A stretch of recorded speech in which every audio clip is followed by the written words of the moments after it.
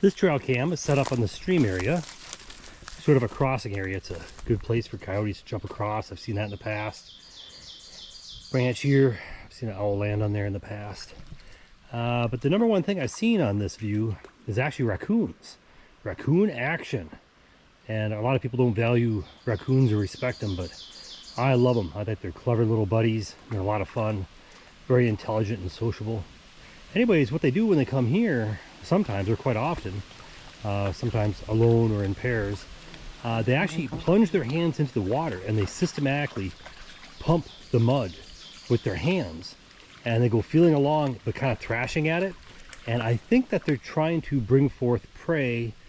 Could be small fish, could be crayfish, but I think it's actually a hunting technique, and it's pretty clever of them. So this is the immediate surrounding of the trail camera. Quite vegetative. Later on, right now it's late spring, but this vegetation is going to get so overgrown that it will block the view, and I'll have to move this trail camera. So we have to enjoy it while we can. So let's see what the trail cam has captured, if anything.